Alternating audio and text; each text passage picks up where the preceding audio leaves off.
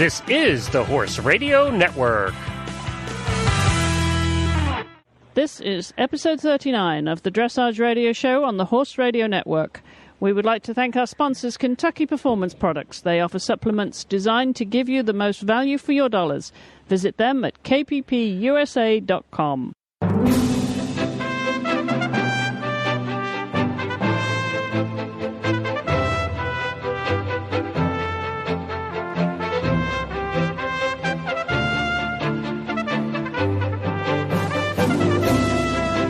This is Chris Stafford in Lexington, Kentucky. And I'm Lisa Wilcox, and you're listening to the Dressage Radio Show. Well, hi, Lisa. Welcome back. It seems like forever since you were on the show. It was only 3 weeks ago. I know it, but it has been a long time. 3 weeks is quite a long time. And in the meantime, you've been very busy, I hear. Yeah, been busy with the shows and actually getting ready to launch the jumping radio show as well. So that's going to be fun. Just trying to find some co-hosts that will do the wonderful job that you guys do on the Dressage Radio Show. So in that process at the moment, but I think that will be fun. And then doing the 3 Olympic disciplines, I think, will be enough. I think I can stop there, especially with the weekly show. No, but that's fantastic. I think people can get... I'd love to hear about what they're doing in the jumping. If you get George Morris on, he can give you an idea of where he's headed with the team for the wake. Oh, that'd be fun. Yes, I think it will be fun. Each of them, are individual. We have some wonderful guests on these shows, and I'm looking forward to getting the jumping one going as well. And I've just recorded, actually, the eventing radio show for this week, and I have to share with you, Lisa, and there's something that you guys, I don't think, would ever have a problem with, maybe when you lived in Germany, but then you'd have been indoors. They had an event in Pine Tops, Georgia, this past weekend. Where did I see snow over there? Snow. God, I did see a picture somewhere. Oh, dear. Yeah. Yeah, well, what they did, it was amazing. They had several divisions, and they pulled it off. And the organizers were snow plowing the arena and snow plowing, access to the arena.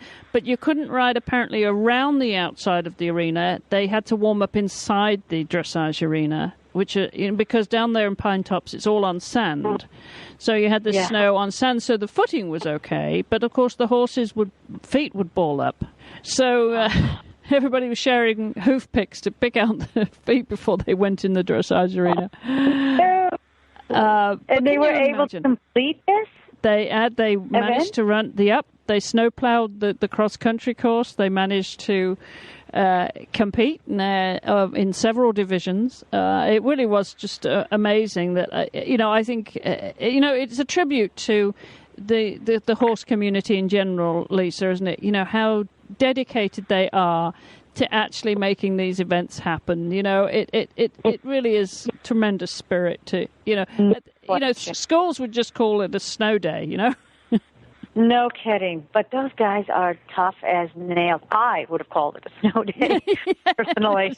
I would have said, hey, snow, I'm out of here. But these guys, I'm just full to go the length and complete it. Yeah. But the cold, anyway. Yeah. But they're tough. They're fit.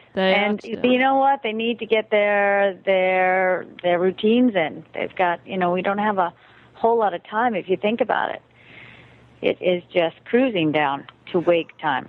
Well, that's right, and this is one of the earliest runs for, many of our top horses that are getting ready for the bigger events in this spring season. But, like at dressage, you don't just go straight to the big events, and you've got to work your way and, get the horses fit and back into competition fitness, Yes, you do. And I've been watching a lot of them training here with Odette Shimoni here at the barn, so it's been kind of fun to keep up with who's got what.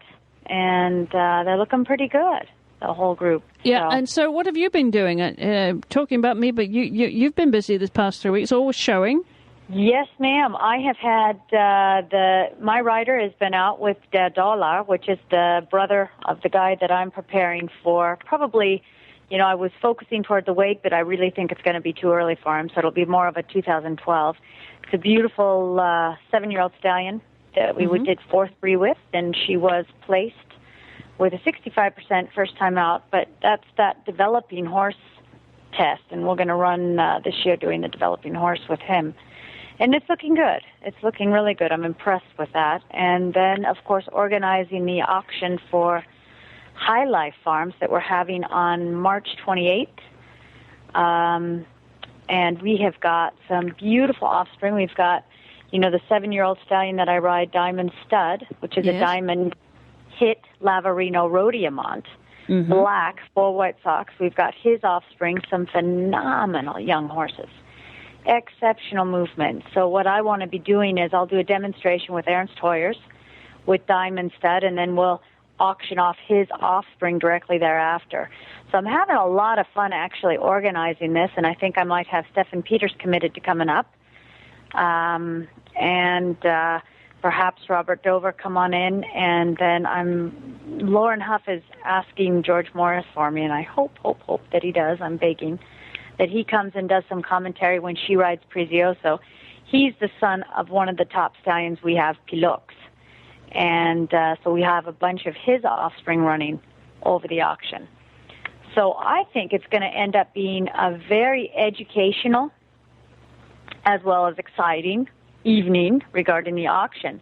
But we're going to try to present the development of a 7-year-old into the developing horse program, which, Jessica is riding right now, my rider. And then my 7-year-old, a little bit behind the 7-year-old she has, and working with the changes, working with the half steps.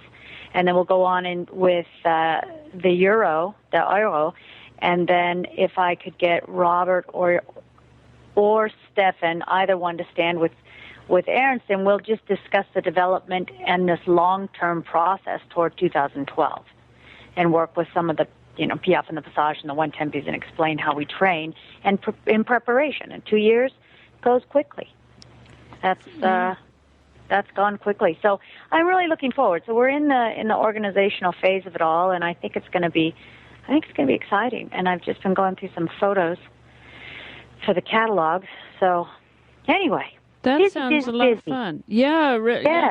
That on top of everything else, but that's an interesting project to really get involved with, because it just gives you the opportunity to see things from a different perspective, doesn't it? Even the horses that you're looking at all the time. Exactly, and I so enjoy the bloodlines. I so enjoy the breeding aspect and looking at what these young stallions are producing and the athleticism and using. We've got dressage line with jumping line, and it makes for an athletic horse, a good, sturdy, athletic animal. And I think the jumping pedigree mixed in with the dressage is very important. And we have those examples at this auction. And so very excited, very, very, and stunning creatures. Oh, yes, some real quality horses. Beautiful, and here in our own backyard. It's not like we have to travel over to Europe. So. No, exactly. And I was talking to Debbie McDonald, I think it was, recently about this. The depth of and quality of the horses we have in this country now. As you say, we don't have to go to Europe anymore. We've developed such a base here. We're really getting an understanding. We're getting a hold of very, very, very good pedigrees and exceptional broodmares, and that's a very, very important part of the broodmares. They're like 80% of the equation, and then of course our good stallions. So I think that the Americans are understanding and able to get a hold of the quality we need to produce great stock with.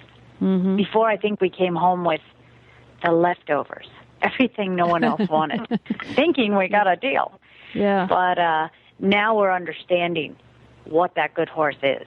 And that's what we're getting a hold of. Now, you and I have talked about the breeding before, Lisa. Is this something that you became more interested in when you were based in Germany, or is it something that you've always, been very keen on to learn about the breeding of these horses?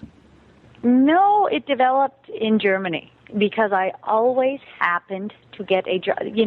If you're gonna look for a job, as an American going over to Europe, go to the breeding farms. They need riders. So I basically, everywhere I got a job, it happened to be a breeding facility. And so my knowledge of bloodlines and breeding and competition and generations, understanding generations and how their characters develop and this and that and the other. That I became aware of in Germany. Mm-hmm. Very, very, one thing you have to do as an employee for these, you have to know third generation. So it's, if they come up and ask you, what are you riding? It had to slip off your tongue like Diamond Hit Lavarino Rodiamont. Really? 3 generations. Yeah. Yes. It's a must. It is a must. You go to Schackermüller, their employees have to know to the third generation what they're sitting on. Yeah. There are no excuses. So it's very important, bloodlines. And I understand the importance of it as I see how the offspring developed. And as I began to, of course, write all the Rubinsteins, the Rodiamonts, the Royal Diamonds, and their offspring, and so on and so forth, there's so many key factors or strong genes and genetic that continue through, and you'll see different mare lines that buffer it, or either it gets lost or produce something even better than it was. And so you start to understand what crosses better with what. And when you can go back to third generation and know that horse as a sport horse and understand him as a sport horse, it's amazing, the thought process and the planning that goes into it. And of course it is a lottery a little bit, but they've got it so down to a science that you really know what exactly it is you're producing. Yes. Yeah, well, not just this is cute and that's cute and let's just try it. They really know what it is they want and are going after in these, in what they're pairing. Yeah. Yeah, well, as you say, it's a science, and it has been in Europe for so long now. It's good that knowledge is over here now in the States, and thanks to people like you that have really got their arms around it and understand the importance of it. Well, it's fun to be working with a farm like High Life that encourages my involvement. Mm-hmm. She's very keen on her mare stock, and that's what's made her so good at what she's doing. But just the feedback from the rider. Well, what do you think? What's his character like? What do you feel? What gaits, potential, all of it. How is he as an athlete? And what do you think of him as a stallion? At least they are caring to ask that rather than to stick to their guns and say, no, I want to do it this way regardless of what the feedback. Uh-huh. So this has been very, very much fun to work with Joan. Interesting, and I think this is a subject we should talk about in depth in a future show, Lisa, and maybe provide some tips for our listeners on the selection and breeding process of dressage horses in this country today, because obviously you have a keen insight into that process. Would love to. All right, wonderful. A subject dear to your heart. Well, this week we've got an interesting show, Lisa, because I talked to the FEI Director of Dressage and Paradressage earlier this week, Trond Asmyr. He's been in position now for less than a year, but of course it's come at a time when an awful lot is happening at the FEI over in Lausanne, and not least of all with the controversial roll call debate. And I asked him about the FEI's deliberations that took place just a few days ago at the IOC, actually, also in Lausanne, where they met to discuss and make recommendations on that. So we'll be catching up with Trond's conversation with me just a little bit later on in the show. But first, before we do that, we have a few items of news this week, and not least of all with some great competition results, Lisa. And of course, always something happening in Wellington. And we should mention our other co-host here at the Dressage Radio Show, Heather Blitz. She had a wonderful result with Paragon, her 7-year-old, in the second Prix Saint-Georges competition of his career. And within the space of 2 weeks, he has won both of those classes, this time with a 76.8%, which was also... Wow. Go Heather. Awesome. What a fantastic result for her, Lisa. Fabulous. Those scores that's awesome. That just goes to show you those two are on a a very good way. And I can imagine she's going to be working around her piaffe and passage and have those little one-tempies on. And that looks like a pair could be preparing for 2012. Yeah, well... with scores like that, looks like she's got the St. George. No problem. Onward and upward. Onward and upward. And as I said, they won the award for the highest score of the show at the Wellington Classic Dressage Spring Challenge, which featured both CDI and national competitions. But yes, I think very exciting. And this horse, is 7 years old and he's 18 hands, Lisa. Oh, he's seven years old, 18 hands. And Heather's no shorty. She's 6 foot tall, so she fits him. But you can imagine climbing on him every day. Do you know that I have a 6-year-old? Sandro hit Daydream that is 18 3 hands. Oh, really? And he's just learning his flying changes. So, Heather, if you're looking for something a little bigger, I have one. And he is actually dainty on his feet. Very, very nice movement. But I do sympathize with her. I know that feeling. But I bet it's a beautiful picture. How tall is Heather? 6 feet. Yeah, oh, well then. Yeah. She needs that. She needs a big horse, but he's a big boy, and it looks like he's making a big impression. That's a 76 is a fabulous score for Pre-St. George. Yeah, it really is. Well done to her, and also to our other co-host protege. Debbie McDonald, of course, is a regular here on the show as a co-host, and her rider Adrian Lyle had a wonderful weekend over at the Thermal CDI this past weekend with 3 wins. She won the Grand Prix, the Grand Prix Special, and the Kerr, the freestyle there with look at that. 2 different horses. A wonderful result. Yeah. Looks like Felix is coming right along. I remember Felix with Debbie. And as he was when I was out riding Naomi, she had Felix in Oldenburg. And so our little guys were kind of just learning what a Grand Prix was about. But it looks like he's really coming along. Yes. Fun to see her student on her horses doing so well. Yeah, absolutely. Good to Debbie. Yeah, and you know how that feels, Lisa, when your riders do well. Yes, and it's just a tribute to Debbie, who isn't out there in the sport anymore, unfortunately. But to have her horses go so well under another rider just proves that it proves the rider and trainer that she was. Absolutely, certainly in the saddle. That she is. Saddle. Yep, and certainly having a wonderful time there with Adrian. And as you mentioned, she won with Felix in the Grand Prix and the Special in this, and then in the freestyle, she won with Wizard on a 74.5, and in second place was Leslie Morse with Tip Top on 72, followed by Gunter Seidel with U2 on 71.8, and all friends of yours, Lisa, of course, in fourth place, Sue Blinks with Robin Hood on 70.45. Good to see Sue Blinks up there too on the leaderboard. Yeah. Yep, she's going to get it. She's definitely going to get it. She's got a beautiful horse. When I was over there with Naomi, I got to watch her train as well as I got to watch Gunter on his U2. And these are just fabulous young horses coming in, and now they're going into their second and third years of Grand Prix. So, or at least Gunter's going to his first, but Sue's Robin Hood.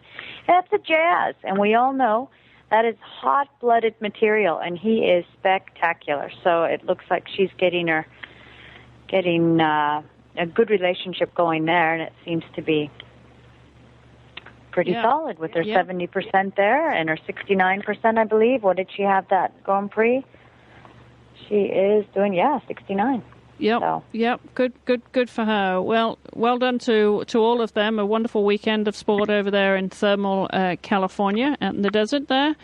And when you mentioned some breeding earlier, I thought about the story we had about Don Schufro, Lisa. I don't know if you noticed this in the news this past week. He's now actually been officially retired from competition, and that took place at the Paul Schockenmöller Stallion Show in Vector, where the owner, Blue Horse Stud, showed several of its stallions to the public. And that horse, well known to you, of course, 17 years old now. With I just can't believe it. It seems like I try to keep him 10 as long as I can. And he's 17. I can't believe it.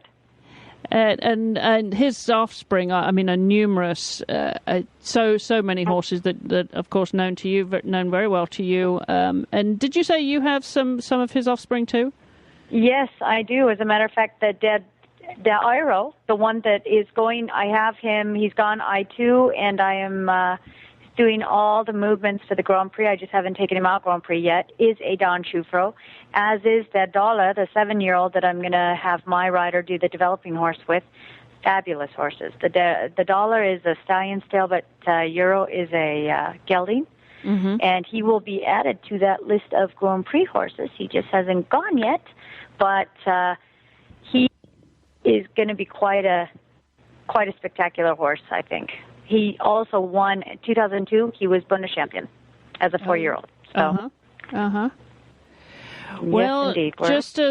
just as Don Schufro retires, we also hear news of Gribaldi passing away just these past few days. The sire, of course, of Totulus and IPS Painted Black. He actually reached a good age too. He was 17 years of age, but unfortunately he suffered from a ruptured aorta, and that happened just a few days after he was actually officially retired. And those of you who know Gribaldi know that he was competed very successfully with Edward Gall.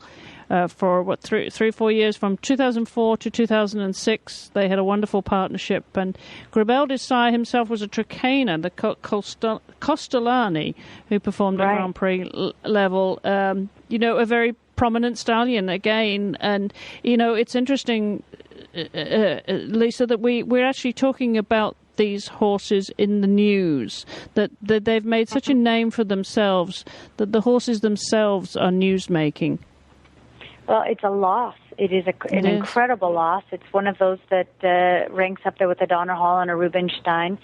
And watching, if you look at the Totulus and the Painted Black and the offspring that this stallion has produced, I hope there's a lot of frozen semen out there. Or Totulus price just doubled. Yes. His breeding.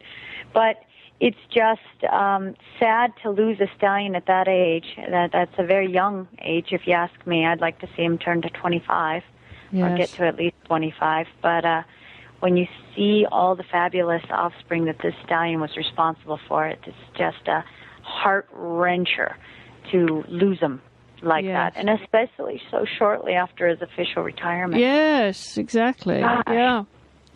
Very sad. Well, condolences to Edward Gall there, of obviously losing a great friend. Well, we're going to take a short break now, Lisa, before we introduce our guest this week, Trond Asmyr, and we'll be back in just a second, so don't go away.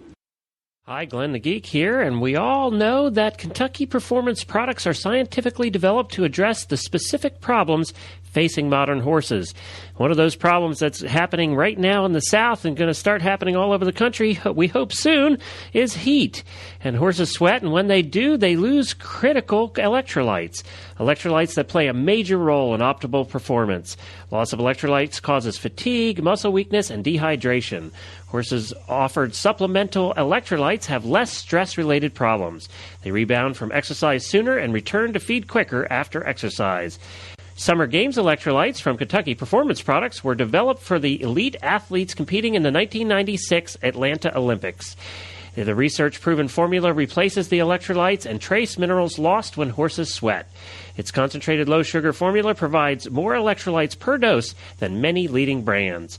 When your horse sweats, replenish his losses with Summer Games electrolytes. Brought to you by Kentucky Performance Products, helping you keep your horses healthy, sound, and competitive. Visit them at kppusa.com. Well, Lisa, as I mentioned, I was able to catch up with Trond Asmyr, who's the Director of Dressage and Paradressage for the International Equestrian Federation and has been now for a few months, just under a year. He joined the FEI at the end of last springtime. But, of course, coming at a time when there's always something going on in the sport of dressage and the FEI at that level, lots of politics, but also a lot of good things too, Lisa. I mean, we're seeing, some wonderful world championship, world record-breaking scores and an increase in the quality of horses and riders and competition around the world, not least of all in this country. So I was able to catch up with him and have a conversation and hear about what's going on over there, and not least of all on the findings of the recent meeting to discuss roll course. So let's hear what Trond has to say. Well, Trond, welcome to the show, and thank you for coming on and spending time with us. We really appreciate it. Thank you, Chris. It's exciting to be with you. Well, as I have told you earlier, the Dressage radio show now is reaching such a wide audience and a new audience too, Trond. So I think this is a great opportunity for you to come on the show and talk about not only the issues of the day, but also all the exciting things that are happening in the sport these days. And I know you've been in office for, less than a year now, but you've had lots on your desk already. Yes, in fact, I came in June last year, but I've always been busy and deeply involved in the dressage and the equestrian sport anyway. So it was that way not new to me. I'm an international judge. I've been in the board of the Norwegian National Federation, so I'm an active rider myself. So it was not new that way, but I mean it was the most exciting of all times I could come into it. We have seen fantastic development in our sport. I think what we see now, all the attention around freestyle, which makes the sport so much more interesting and understandable for people who don't have any deep insight in our sport, makes it really go out to so much more people. In the European Championships last summer, we had record number of audience, we had record number of results, we had the most fantastic performances we have ever seen.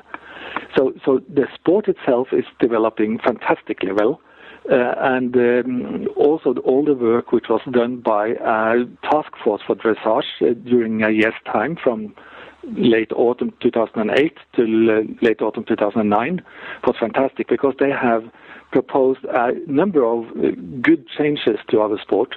And I think it's a once-in-a-lifetime possibility, really, to develop so much new things for our sport. We do not take away any of the classic riding in it. It's just to see how can we do it better than we do it today. And that includes, for example, small changes or more dramatic changes as well in the judging panel. It could mean the differences in the process and the whole setup around our championships to have more emphasis on the top ones, but at the same time being able to develop the dressage in the not so well developed countries. So it's really happening a lot here, and it's so exciting. Well, it certainly is. I mean, not least of all, as you mentioned, the world records that are being broken, Trond. I mean, that is fantastic. As you said, you've been in the sport a long time and watched the growth of it.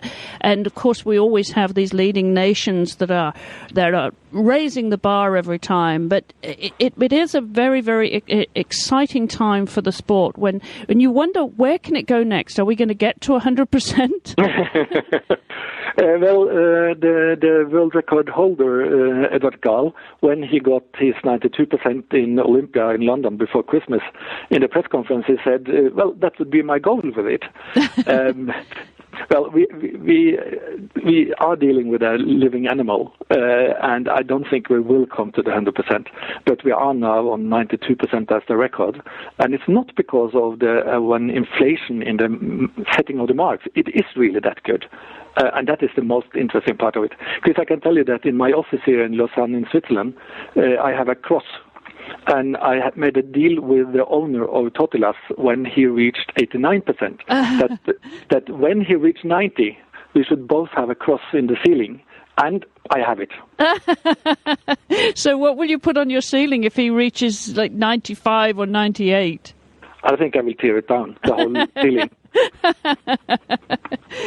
But I think what is so exciting, Trond, is the number of nations now that are raising the bar. I mean, let's take Britain, for example. Just last week a couple of weeks ago, we had Laura Bechtolsheimer on the show. And, listening to the British and watching their results, who would have thought, 20 years ago, 10 years ago even, that their dressage has come up to the level that it has? That's very exciting, isn't it? It's fantastic. And I've been following the dressage or the development of the dressage in England for many, many years. I've been judging there for many years. And I've seen the very constructive, very well organized way they are developing the sport. They're really using a lot of professionalism in it, and it shows that it works. And it's exciting that we don't have only Holland and Germany competing in the top there. And of course, Laura is, for the time being, the big star in Great Britain. But they have a number of good riders and horses just around her. So it's not a one star; it's a whole team. It is, yes. And to be able to obtain that, they really have a good base. A national show in England now normally have between 20-25 riders in the Grand Prix. So it's really a good base to work on to get also the tops. And of course, here in the US, we also, I mean, when you look around the number of quality horses that are available in this country and the increasing standard of riding too, that base has broadened extensively over the last 10, 15, 20 years, similarly. And that has to be exciting from where you're looking in Europe, Trond, because so much dressage has been based in classically and traditionally in Europe, but now this sport is certainly a worldwide sport, and you're getting as much competition from the Americans as you are within Europe. Yes, that's right. And I think that's a fact everyone has realized for a time, for quite a number of years now, that the US has the ability to and the resources to fight with the best ones. But can I just mention one other country which I think it's exciting just now? That's Brazil. Yes. They have a development plan for dressage going now up to 2016 for the Olympics. And already this year, 2010, they will have 7 international shows, CDI shows, in Brazil. I'm not sure how many participants they will have for each of them, but just the way they are preparing for the future, that will bring results quite soon. So I'm excited to see also countries coming after the top ones, that they are really going so deeply into it and so with so good basis for it. Well, it is very exciting when you think how, I mean, this is a sport that's, achievable to so many. And it's such an accessible sport too. And I want to talk a little bit later on about the para-equestrian element, because of course you're responsible for that as well. Yes. But when we think of what's happening in the sport, or all the positive development of the sport, we also have to address the things that have not given us favourable publicity in recent times. And it's a bit like a Chinese meal, isn't it, Trond? You've got the sweet and the sour. That's right. and not least of all, of course, the very controversial issue of roll call. And only on just a few days ago, on February the 9th, you had that pivotal meeting at the IOC headquarters there in Lausanne to discuss the roll call, and came out with a definitive decision. Let's talk a little bit about that, because that was instigated to a certain extent by the controversial video that we saw from Odense competition in Denmark last year, and Patrick Kittel. That was, if you will, the instigator of this recent review. Talk us through that process and how the FEI came to this decision, if you would, Trond. Yeah. Could I just start a little bit earlier, because this is not a new issue.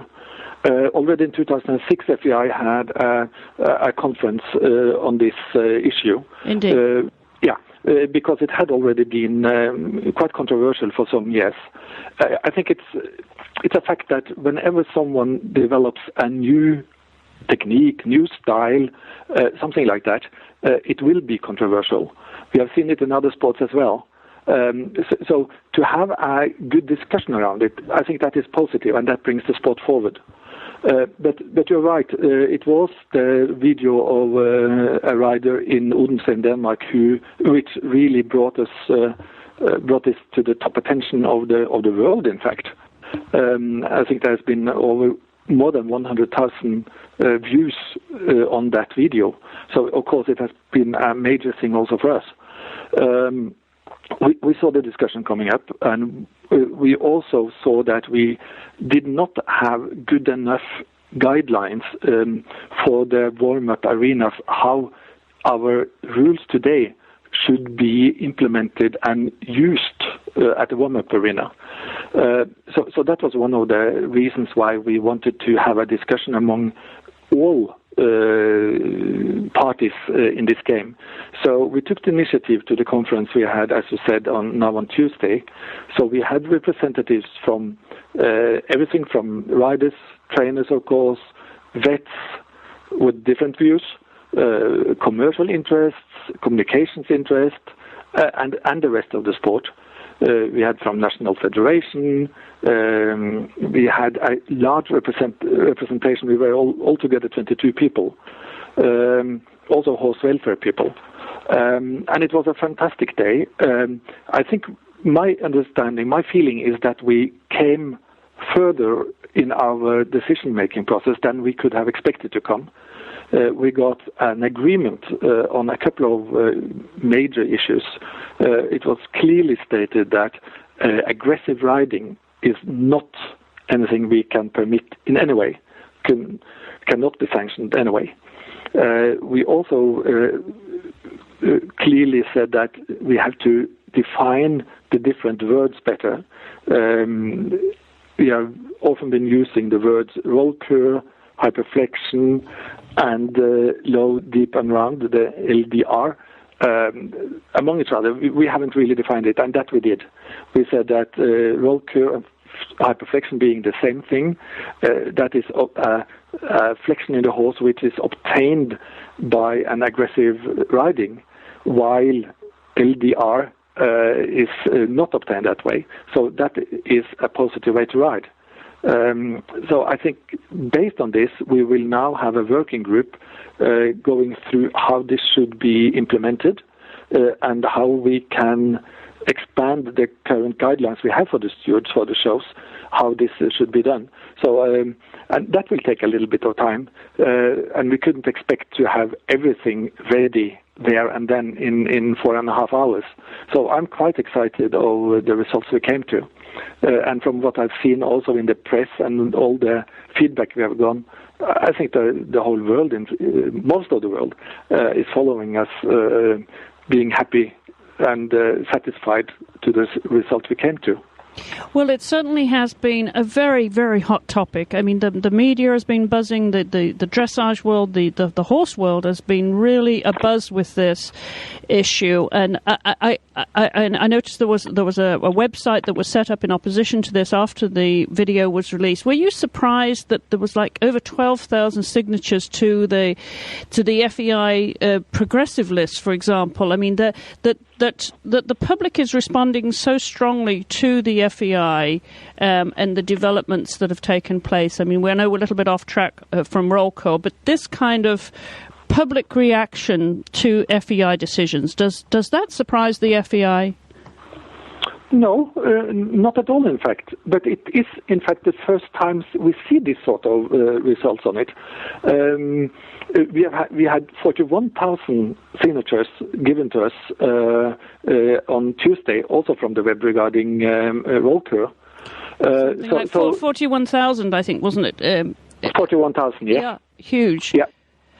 So, but I don't think we are surprised about it. But these are probably the two first issues which have come up on a broad basis after the web being used like this. So it's the first time for us, but it's not a surprise because we know that the web works like this. And it's, of course, extremely interesting for us also to be able to follow it, because normally, until these two cases, we mostly got the response from the people deeply involved in the sport. Now we also get response from people who are generally interested in the sport and in the horses. So it gives us a broader communication base with the world than we have had before. Well, not least of all, of course, through the use of new media and social networking sites like Facebook and Twitter. And I mean, I mentioned the progressive list because that has caused such an incredible response. But going back to roll cur, Trond, the statements the statement came out of the FEI that obviously that aggressive force is not acceptable. How do you measure aggressive force? This is obviously down to the stewards that you'll be educating to police this in the warm-up area. That seems to me to be pretty grey area. How do you define aggressive, and how do you define when a horse is being disciplined for a sustained period? Is that becoming aggressive? Do you not think that this might leave it a little bit sort of a grey area for the interpretation of the steward that day? Yeah, it is a difficult area. We agree on that. But that is also exactly why we have formed this working group, which is headed by the Dressage Committee Chair, Frank Kepperman, to really expand on the current guidelines. Because we realize that without doing that, the stewards will be left out there in a grey area. So that is a major issue for us to define better what they should look for. And we, of course, already have some drafts on part of it, where we tell quite clearly about some of the signs of a distressed horse or a fatigue horse or a horse which is not comfortable. And the stewards will receive much more deep education and training than they have today, because everyone realizes that without that we will not reach the goal here. So you are absolutely correct, Chris. It is a sort of a grey area where we have to define better how we shall do this. And you've mentioned that you introduced the use of closed-circuit television for warm-up areas at selected shows. Can you give us a better idea what those selected shows would be? Would they be just the World Cup Series? Would they be national championships, regional championships? Where do you think you will get to start with that, Trond? We have not taken that discussion at all so far. This was done on Tuesday, and we have simply not had the time to go into that.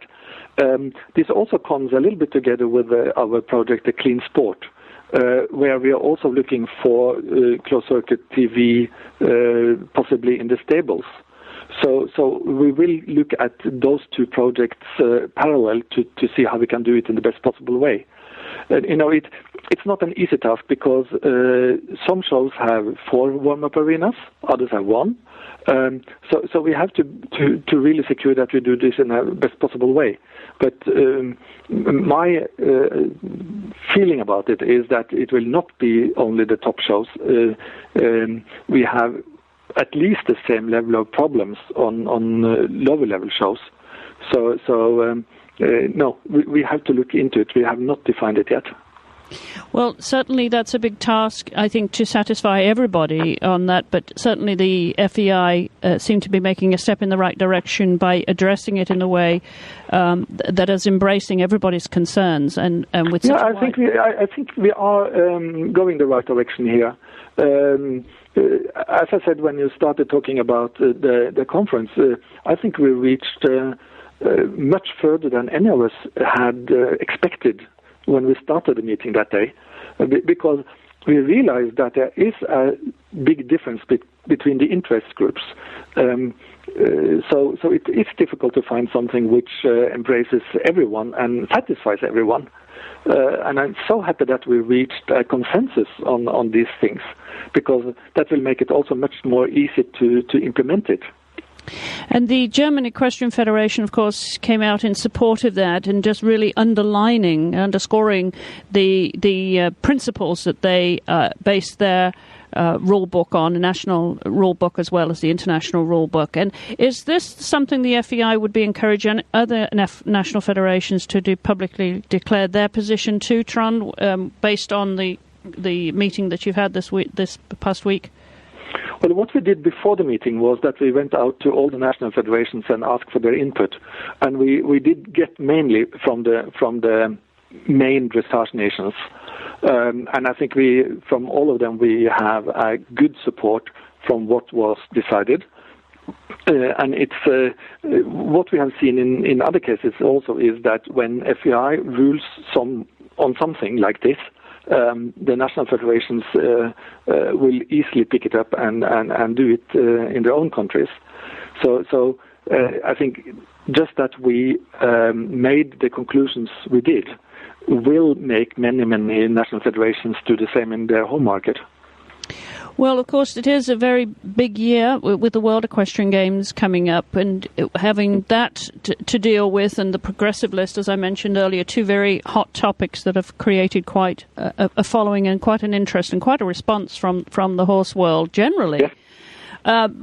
There's other things on your plate that are much more fun to deal with, though, Trond, I'm sure, and not least of all wearing your hat responsibilities for para dressage. Let's talk a little bit about that, because that is a very much an emerging sport, and absolutely, and one that I believe you're particularly interested in developing. Yes, oh yes. And I have been, also before I started here in FEI, I've been deeply involved in it. We have been through a process where most of the national federations have taken over the responsibility for para riding from specialized para federations in the different countries. And I was responsible for that process in the Norwegian Federation, in fact. So my interest started already there. And it's a highly professional part of our sport. I must say, maybe I was a little bit green when I came into it, but I'm positively surprised to see how professional it is. And we see great development, both in the organization of it, but also in the level of it. I mean, if you go back only some few years, most of the riding for para was done on borrowed horses. Today, when you go to a big show, the level, the quality of the horses is at exactly the same level as we have for able riders, so the able-bodied riders. So it's really a development which has gone much faster than it has done for dressage as such. Which countries do you see emerging most prominent then over once we get to the World Equestrian Games, Trond? From where you're sitting now, what do you predict to be making the news? I don't think it's right for me to make any statements on which nation I think will win there. Of course, as a Norwegian, I must hope for the Norwegians to do a good show as well. But I can mention one nation which I think is quite exciting, and that is South Africa. They have, for the last years, had one very good rider who has won gold medals and done a very good thing. Now they're working consequently of broadening the base there and having more good riders.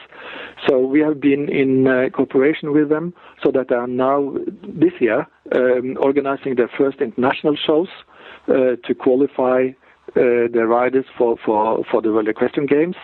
So it's really a good example of one nation which had one top, and now they're broadening it and probably getting a good team for Kentucky. So I think that's a good example of it. Right. Well, what is the FEI doing specifically to help develop para dressage, Trond? What's on your to-do list with that aspect of dressage?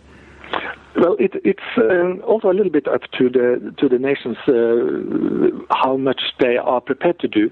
But I can give you one good example of it. For Latin America, we have now appointed one person in the para-equestrian committee to have a special responsibility to look at development in Latin America, not only for the riders but the trainers, judges, to see how the whole community around para is developing. We did have one before who also did a fantastic job, but we have now taken it closer to the FEI itself, and that's a good example of how we are looking into helping regions or nations which are prepared to develop. And, of course, now we're getting very close to the World Equestrian Games. We've just come off the World Dressage Masters event in Florida just a couple of weeks ago. Yes. Very, very exciting there, seeing the Europeans come over to the US. And so we get a sense, of what the competition is. Even though Ed Gall and Ada Lind were not here, of course, a great job by Anki, and very tough competition already with, of course, our main hope, Stefan Peters here. Yes. It is an indicator of where the sport is going. It's, as you mentioned earlier, Trond, the public support of this sport now is very exciting. When you see that they are getting better public spectator support than even jumping. Who would have thought that would happen to the sport? It must be very heartening for the FEI to see that, especially when the level of competition is being raised, and so is the support from the public. Yeah, and I think we should be very thankful for a handful of people who saw the possibilities to develop our sport through introducing more of the freestyle, because it's no doubt that the freestyle is what is attractive to the general public who don't have a deeper understanding. Even I think it's much more fun to watch that than the other tests. And it was a lot of opposition to go the way FEI finally went. So those people who looked so well into the future, I think we should really thank them for the work they did at that time, because at Windsor for the European Championships last year, it was the atmosphere was unbelievable. Yes. It was so fantastic, and we're of course looking forward to the same in Kentucky. And we know that the U.S. spectators are normally much more enthusiastic than the more reserved Europeans. So who knows? Well, I think they showed that in Vegas for the World Cup a few years ago, if you remember. That was an incredible support from the public there. So, yes. I think we're in for a big time when you all come to Kentucky. It's going to be very, very exciting. And I just want to ask you, Trond, when the time comes and you reflect on your term in the FEI, what would you like your legacy to be?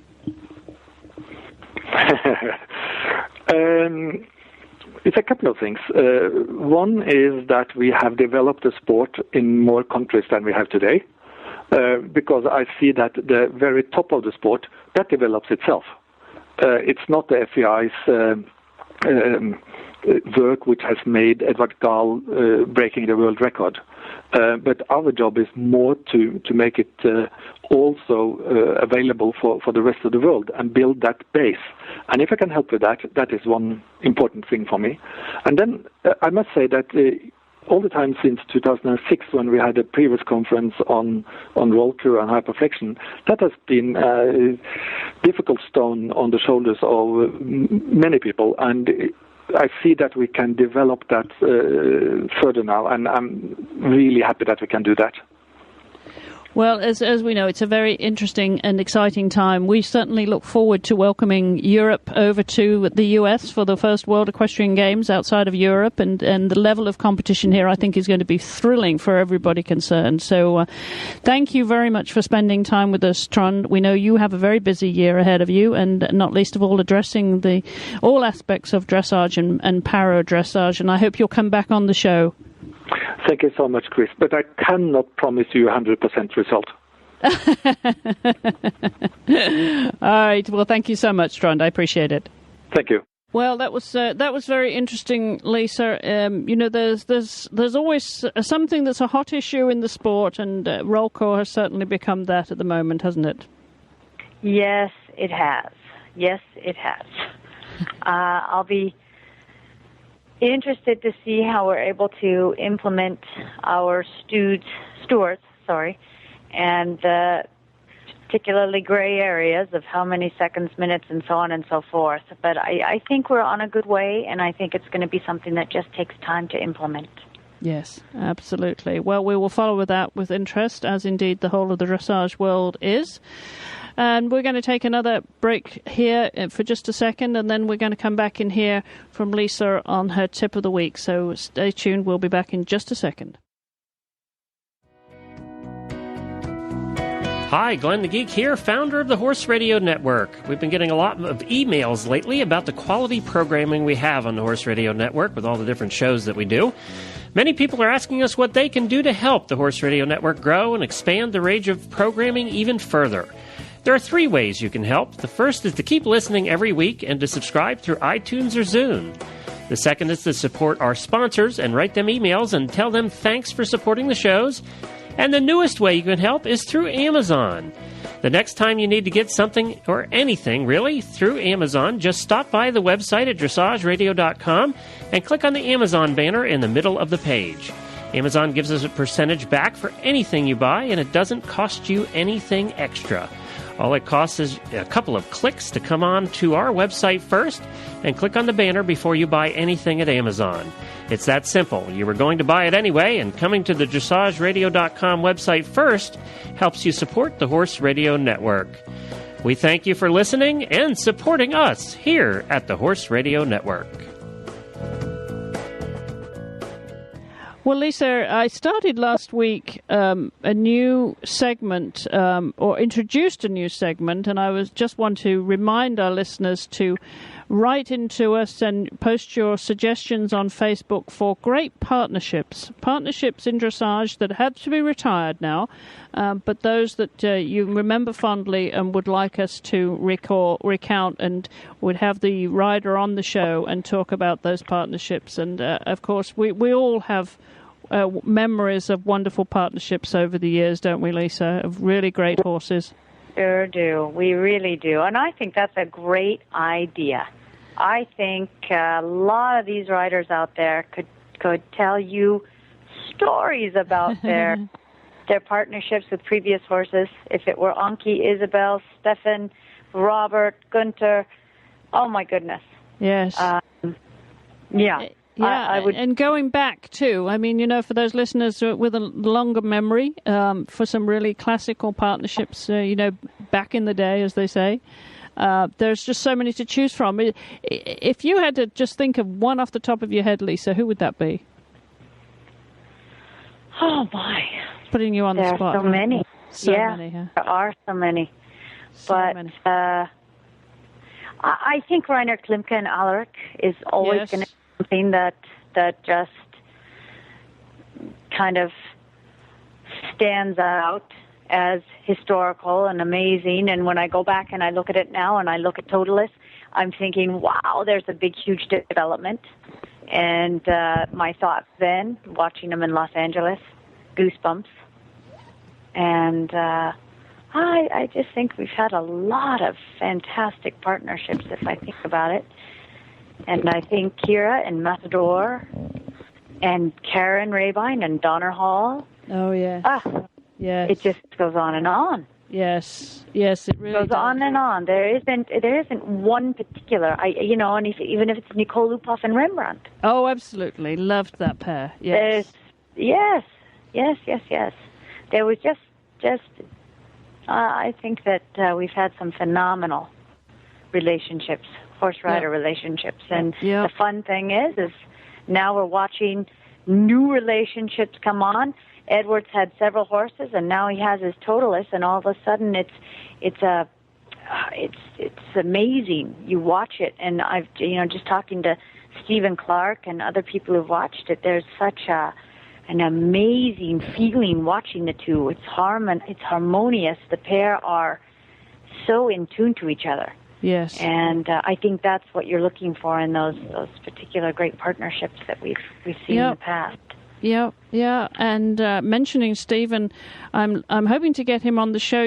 Have you seen the beautiful book? Of course, you're in that book with Relevant, that wonderful book, Dressage Dreams of Stephen Clark's.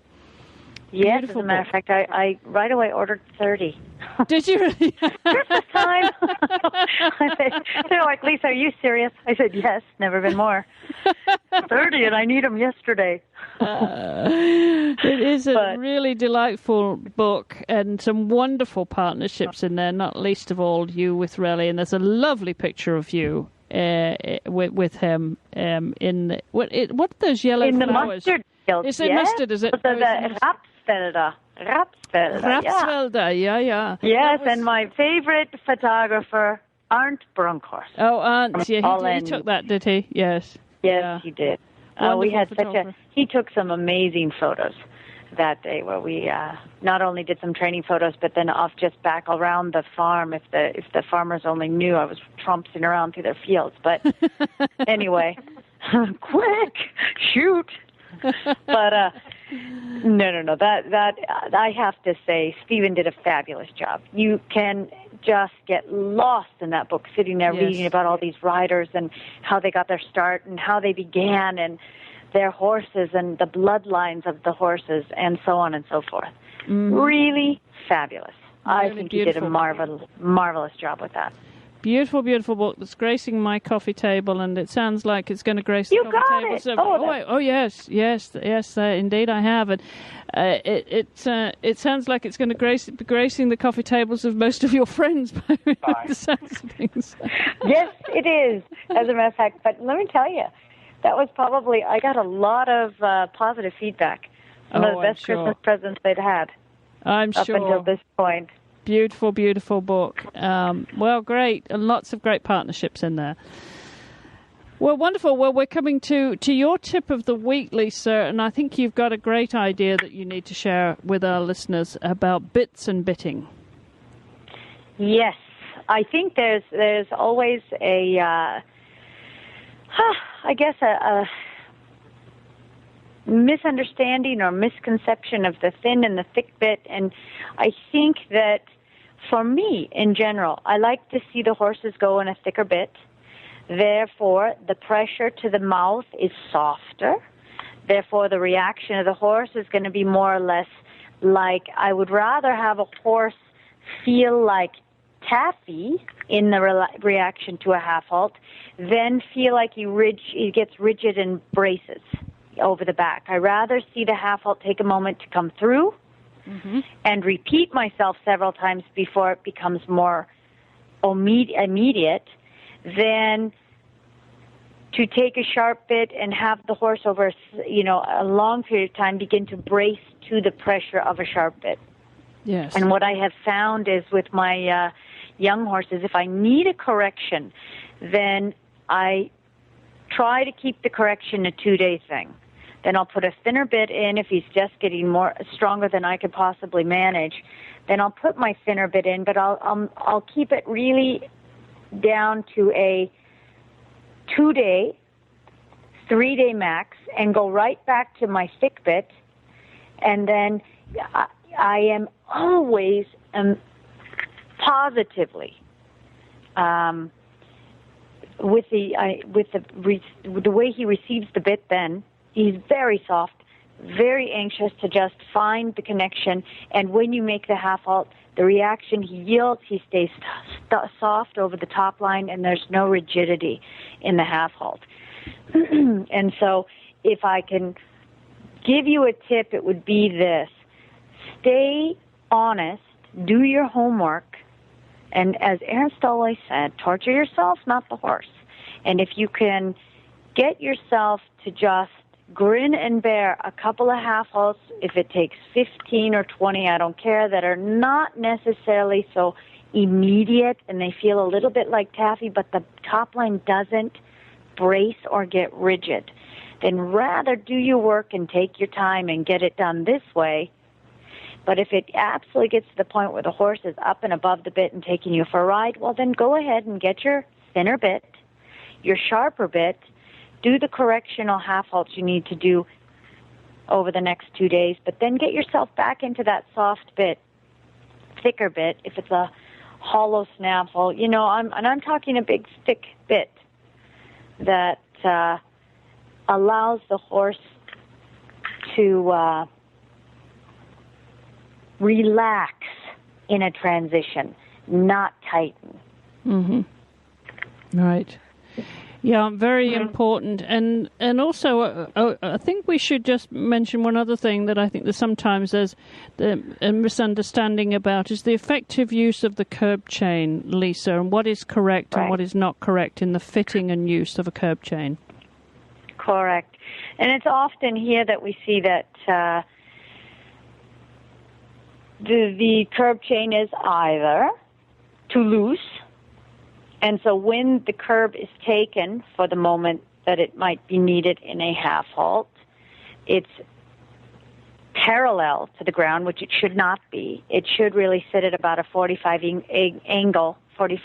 degree angle at the most. Or you see it so tight that when you take it, the shank doesn't move at all. And ideally, the curb is to be used in the moment of the highest collection. Let's just say, just as you're beginning to go into a pirouette, it's just to get that little last bit of control as you need to get the horse to stay on the spot and active, but it's there has to be a release. It's a half halt. You take the pressure of it, and then you release it through the squeeze and relaxation of the fist. And this is what I often see.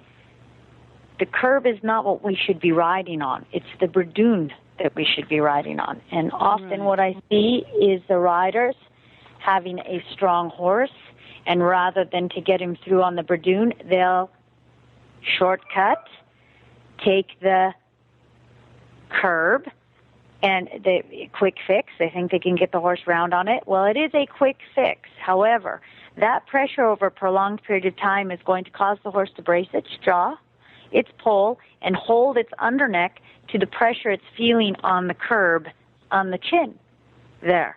Right. So for that quick fix, there is a long-term negativity if it's used often, if it's just used straight. Absolutely. To keep that horse round. And the point is, what I try to do is pad the curb so that, and every horse is very different. Some horses are exceptionally sensitive there.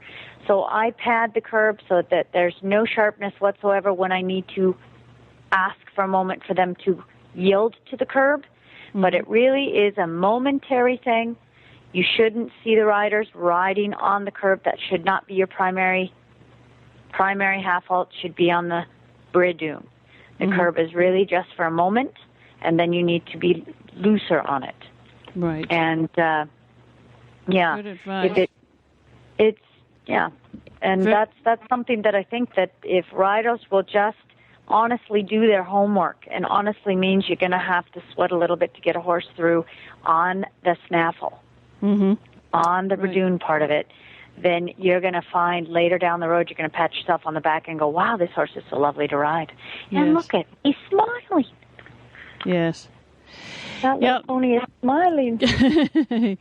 Good advice, Lisa. Well, thank you very much for that. And well, we're just about plain running out of time this week, everybody. But don't forget to send in your suggestions for the great partnerships. You can email me, as ever, at Chris at horseradionetwork.com, or you can leave a voicemail, 270-803-0025. You can follow our show notes, of course, on dressageradio.com. Follow our fan page, of course, and leave your comments there on Facebook. Or you can follow us on Twitter at Horse Radio, and you can follow me at Chris E. Stafford. We'd like to thank our sponsors again who make this show possible. And we look forward to catching up with you again, Lisa, down the road. I know you've got more shows coming up, and, of course, you've got your auction as well. So we look forward to talking to you more about that as we get closer to it. So until we meet again next time, have fun out there, Lisa, and take care. And thanks. Yes, and thank you. And I'm looking forward to the next round, and maybe you can make it down for that old auction. Oh, absolutely. If you're not too busy. That would be fun, too. That would be a lot of fun. And to all you guys out there, thanks for listening, and have a safe ride.